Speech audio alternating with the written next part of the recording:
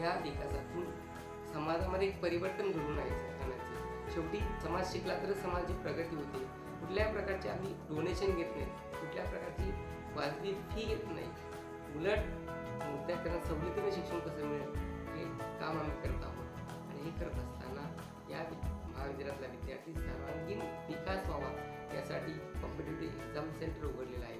आपलं कला वाणिज्य विज्ञान महाविद्यालय गोविल हे ग्रामीण भागातील एकमेव कॉलेज असून येथे शिकणारे 90% विद्यार्थी शेतकरी कुटुंबातील आहेत। या विद्यार्थ्यांना शिक्षण घेताना मुख्यतः पैशाचा प्रॉब्लेम येतो, तर यामुळे आपण या विद्यार्थ्यांना स्कॉलरशिपद्वारे फी माफी देऊन शिक्षण देत असतो। यामध्ये स्कॉलरशिप गव्हर्नमेंटकडून 6 पद्धतीच्या मिळतात। याच्यामध्ये भारत सरकार शिष्यवृत्ती योजना ही शिष्यवृत्ती योजना OBC SC ST NT SBC या विद्यार्थ्यांना पूर्णतः फी माफीसाठी मिळत असते।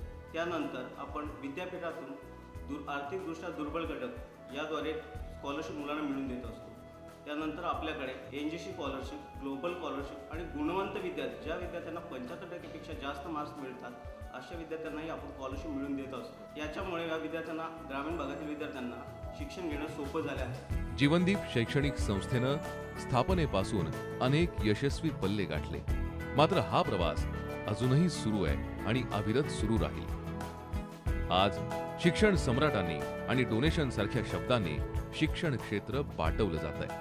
आम्हाला कुठल्या प्रकारचा शिक्षणाच्या संस्थेमार्फत कुठल्या प्रकारचा धंदा करायचा नाही, तर फक्त मुलांना दर्जेदार शिक्षण देणं आणि चांगल्या प्रकारचं गुणवत्तेदार शिक्षण देणं हीच आमची संकल्पना आहे आणि त्या दृष्टीने काम करत आहोत। मात्र या साऱ्यातही ग्रामीण भागात राहून शहरातल्या मुलांच्या शैक्षणिक आलेखाशी टक्कर देण्यासाठी आणि प्रत्येक विद्यार्थ्याला सामर्थ्यशाली बनवण्यासाठी जीवनदीप शैक्षणिक संस्था नेहमीच अग्रेसर राहील यात शंकाच नाही।